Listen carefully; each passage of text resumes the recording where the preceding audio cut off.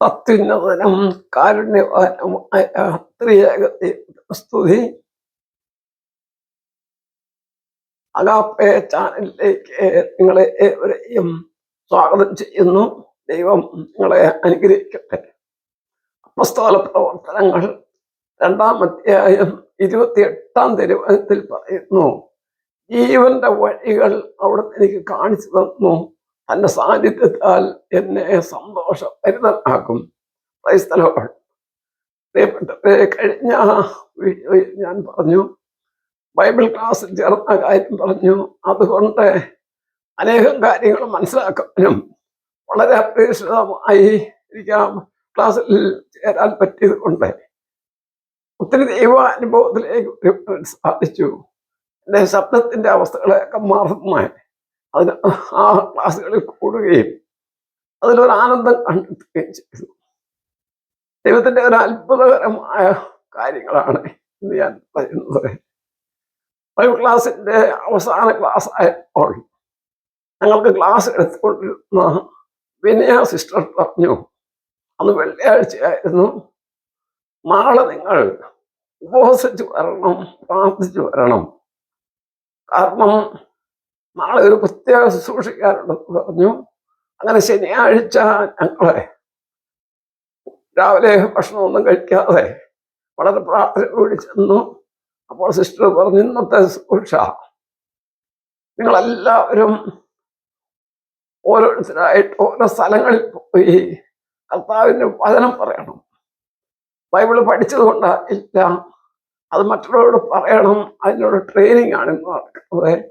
നിങ്ങൾ ഇത്രയും മനസ്സിലാക്കിയത് കൊണ്ട് വചനമൊക്കെ പറഞ്ഞ് ജാതിമത ഭേദമന്യേ എല്ലാവരോടും കർത്താവിൻ്റെ കാര്യം പറയണം. അങ്ങനെ ഞങ്ങൾ ഏതാനും പേര് അടുത്തുള്ള ടൗണിലേക്ക് പോവുകയാണ്. ഇപ്പോൾ പോകുന്ന വഴിക്ക് ഞങ്ങളൊരു 6 പേരുടെ ഗ്രൂപ്പായിരുന്നു. അപ്പം ഞാൻ ഏറ്റവും പുറകിലാണ് പോകുന്നത്. അപ്പോൾ പോകുന്ന വഴിക്ക് ഞാൻ ഒരു കടയിലേക്ക് നോക്കിയപ്പോൾ നല്ല പൂവൻ പഴം പഴുത്ത് കിടക്കുന്നു. അപ്പം പെട്ടെന്ന് ഞാൻ അതിനടുത്തേക്ക് ചെന്നു, ഒരു പഴം വാങ്ങിച്ച് കഴിക്കണമെന്നുള്ള ചെന്നത്. പക്ഷേ പെട്ടെന്ന് എനിക്ക് തോന്നി, ഇന്ന് ഉപവാസമാണല്ലോ, അത് വേണ്ട. വീണ്ടും ഞാൻ നടന്ന അവരോടൊപ്പം എത്തി ടൗണിൽ ചെല്ലുകയും പറഞ്ഞതുപോലെ ആദ്യം കണ്ടവരൊക്കെ വചനം പറഞ്ഞു. അപ്പോൾ അവരെ നിങ്ങളുടെ സ്വരത്തിൽ എന്ത് ചോദിക്കും, കാരണം അതൊക്കെ ഞാൻ വളരെ വളരെ പ്രയാസപ്പെട്ട് സംസാരിക്കുന്നത്. അപ്പോൾ അവരെന്നോട് ഞാൻ പറയും, ഇങ്ങനെ അത് കർത്താവിൻ്റെ പദ്ധതിയാണൊക്കെ പറഞ്ഞ് അവരോട് ബൈബിള് പറയും. ആരും ഒരു എതിരൊന്നും പറഞ്ഞ് എല്ലാവരും കേൾക്കുകയും ചെയ്തു.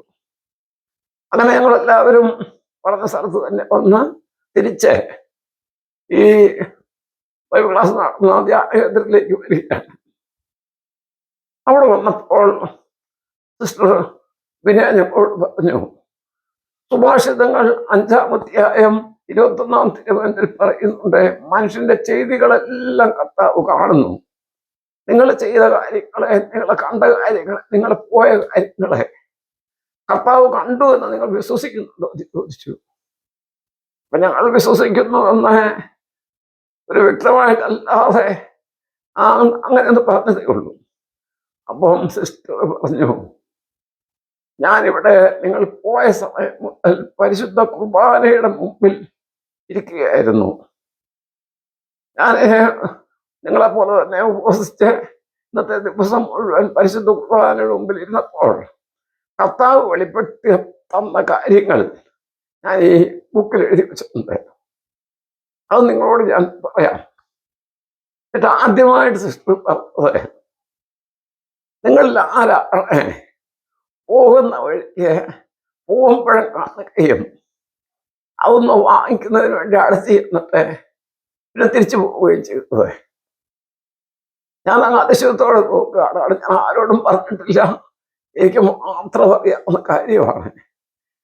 എല്ലാവരും കൗതുകവും ആരാണെന്ന് നോക്കി ഞാൻ വളരെ ചമ്മലോടുകൂടി എഴുന്നേറ്റ് പറഞ്ഞു, സിസ്റ്ററെ, അത് ഞാനാണ്. അപ്പോൾ എല്ലാവരും ചിരിച്ചു. പിന്നീട് എന്നോടൊപ്പം ഉണ്ടായിരുന്ന തോമസ് സാറിൻ്റെ ഒരു സംഭവം കണ്ടു. സിസ്റ്റർ പറഞ്ഞു, ആരാണ് ഒരു വ്യക്തിയോട് പ്രാർത്ഥിക്കാൻ കാര്യങ്ങൾ പറഞ്ഞുകൊണ്ടിരിക്കുമ്പോൾ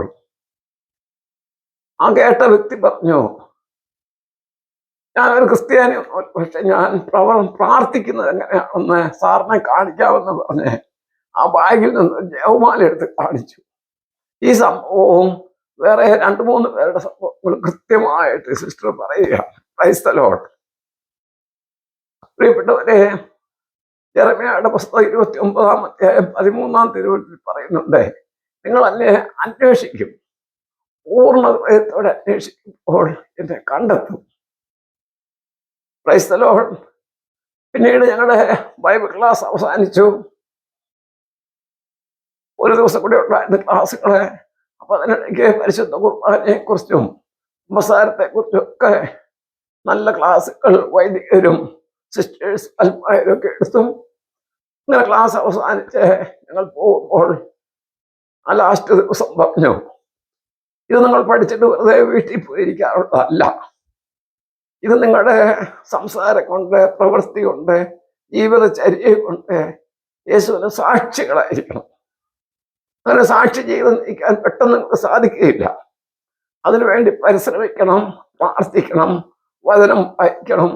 മറ്റൊരു കാര്യം, നിങ്ങളുടെ ഇടവക പള്ളിയിൽ ചെന്ന് അവിടുത്തെ വികാരിയച്ഛനെ കാണുകയും ഇങ്ങനെ ഒരു പ്രാർത്ഥനാ ഗ്രൂപ്പ്, ഒരു മധ്യസ്ഥ പ്രാർത്ഥനാ ഗ്രൂപ്പ് ഒന്നിച്ചു കൂടാനുള്ള താല്പര്യമുള്ള ആളുകളെ കൂട്ടി ഒരു പ്രാർത്ഥന തുടങ്ങണം. അങ്ങനെ ഗ്രൂപ്പ്, പ്രാർത്ഥനാ ഗ്രൂപ്പ് ഇല്ലാത്തിടത്ത് അത് തുടങ്ങുവാൻ നിങ്ങൾ മുൻകൈ എടുക്കണം എന്നൊക്കെ പറഞ്ഞ് ഞങ്ങളെ വിട്ടു.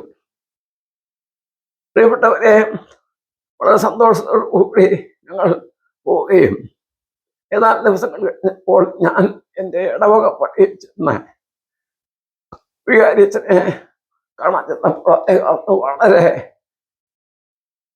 തിരക്കൊന്നുമില്ലാതെ സ്വസ്ഥമായിട്ടിരിക്കുന്ന സമയമാണ്.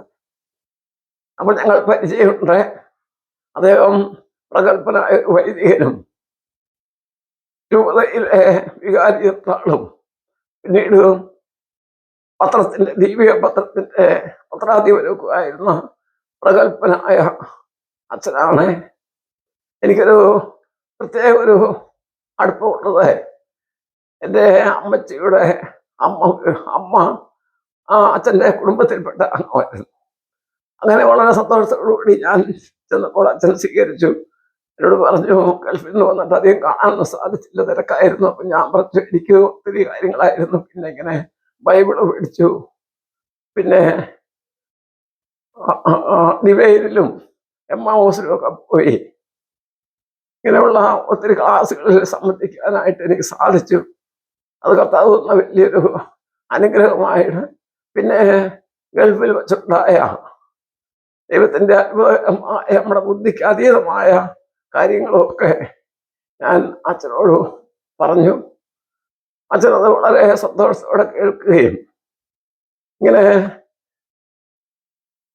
വചന പ്രഘോഷണത്തിനുള്ള പ്രഥമ ക്ലാസ് ആയ കരിമ കോഴ്സിൽ പങ്കെടുക്കാനും അനേകം ഉന്നതരായ ആത്മായരുടെയും വൈദികരുടെയും ബൈബിൾ പണ്ഡിതരുടെ ക്ലാസ്സുകളിൽ പങ്കെടുക്കാൻ സാധിച്ച കാര്യമൊക്കെ വളരെ കേട്ടത് അച്ഛൻ പറഞ്ഞതെല്ലാം വളരെ അത്ഭുതമായിരിക്കുന്നു. ഈ സ്വരമില്ലെങ്കിലും ഏത് പോയി അതിനകത്ത് കൂടാനൊക്കെ സാധിച്ചത് ദൈവത്തിന്റെ പ്രത്യേക പദ്ധതിയാണെന്ന്, തെരഞ്ഞെടുപ്പാണെന്നൊക്കെ പറഞ്ഞു. പിന്നീട് അച്ഛൻ എന്നോട് ചോദിച്ചു, നീ തിരിച്ചു പോകുന്നുണ്ടോ എന്ന് ചോദിച്ചു. ഞാൻ പറഞ്ഞു, തിരിച്ചു.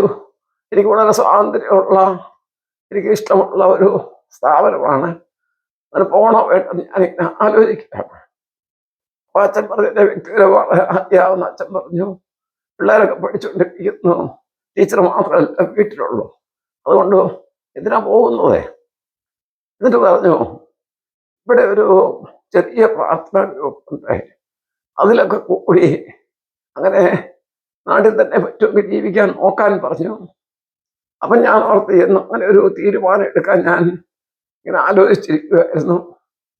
തിരിച്ചു പോകാൻ വിസയുടെ സമയം കഴിഞ്ഞെങ്കിലും അത് പുതുക്കാനായിട്ട് എനിക്ക് സാധിക്കും, പിന്നെ പോകാൻ സാധിക്കുമായിരുന്നു.